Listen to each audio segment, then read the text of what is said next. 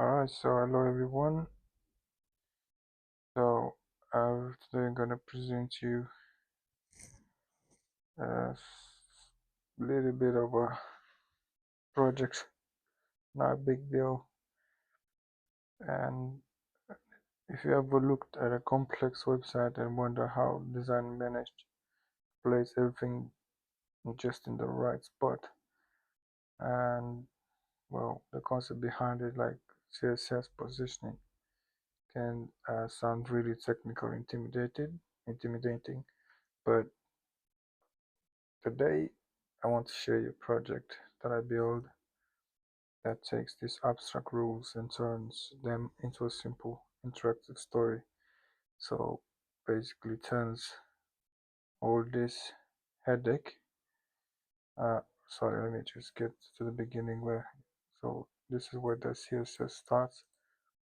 This is designing, basically style, and you write all these rules inside here, and yeah, you get this result here. So one of the rules, obviously, as we're going to touch on today, is the CSS positioning rules, right? So by default, just start. Things happen as you write them down. You put them in that list. They're just going to come in on this gate, right? The garage here, the parking space here being the display, right? So they're just gonna come inside here one by one and come 1, 2, 3, 4, whatever, right? The way you put them up.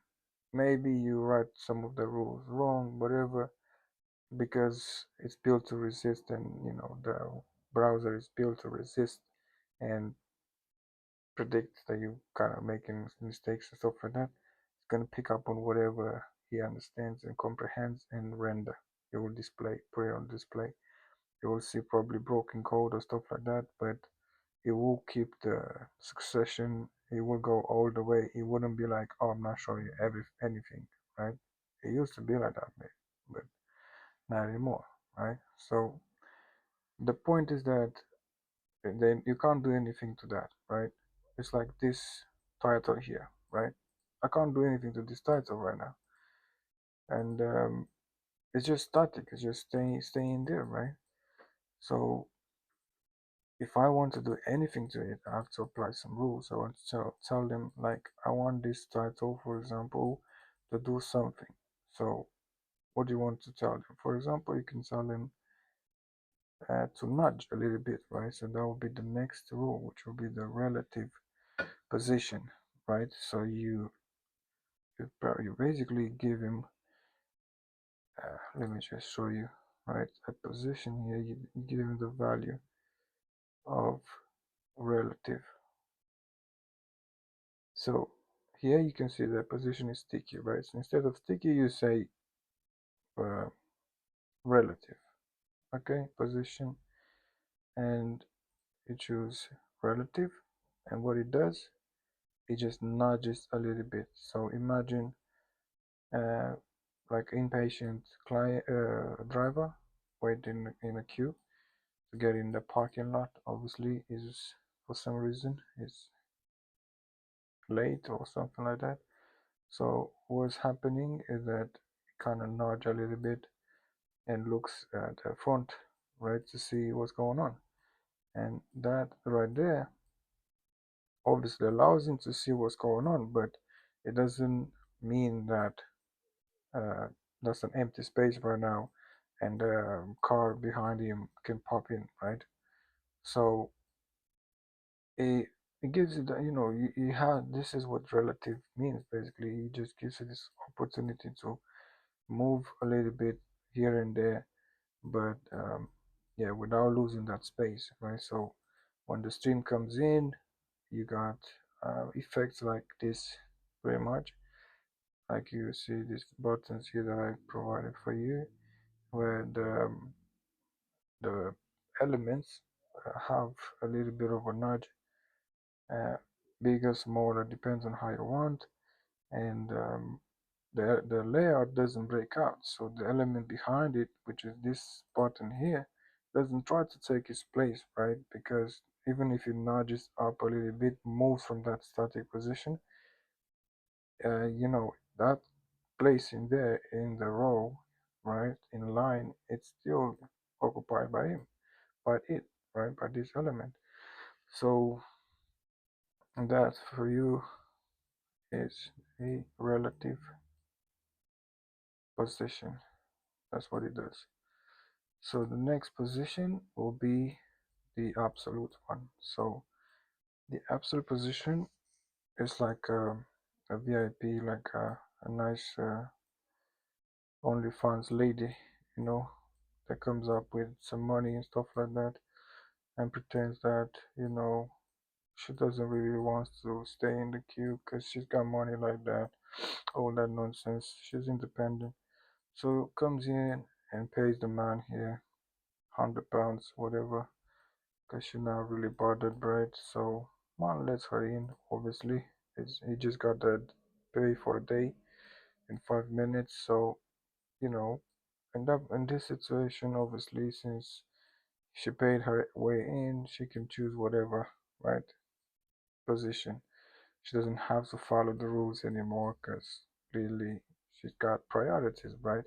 So this is what an absolute position means, that you got the freedom to choose where to place this item, whatever, right? And one of the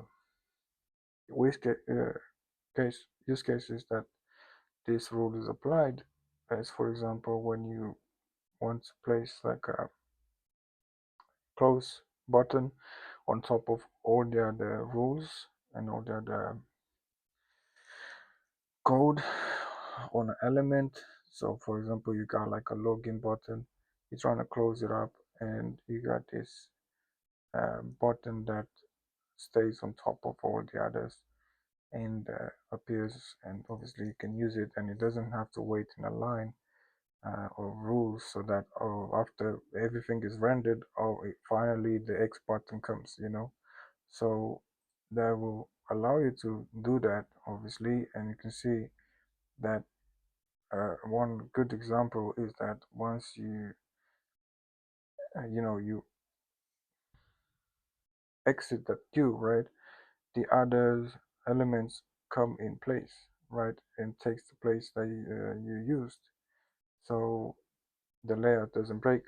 Okay, so it's not like with the relative when they just wait there, they're not moving because you just popped up a little bit. Now you just empty the space, so obviously they take into place and they rendering uh, everything in a nice way. So that will be the absolute path, the absolute rule.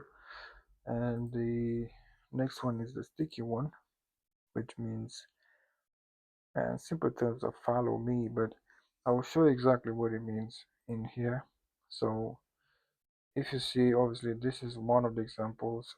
You can see this in lists most of the time. When you scroll down, you have a lot of stuff.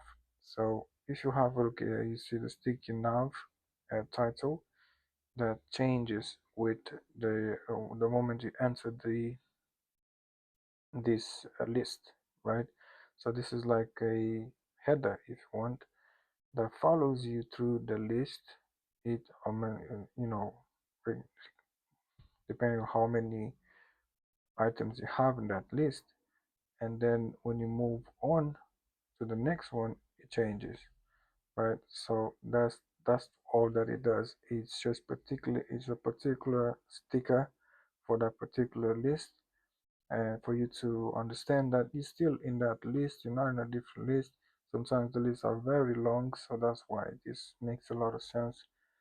And yeah, this is what this rule makes get does, right? Gets done. So you add it. Hope you make good use of this. And the last one is the fixed. So the fixed um, rule, the position fixed rule is basically this navbar here is the best example that I can give you. Is it's gonna stay here on top of the all of the other uh, elements presented on the page, and it will be here no matter how much I have going on the page. It's gonna stay there, right? And it's not gonna break. Okay, the layout, everything goes in the background just nice. So that's one of the cases.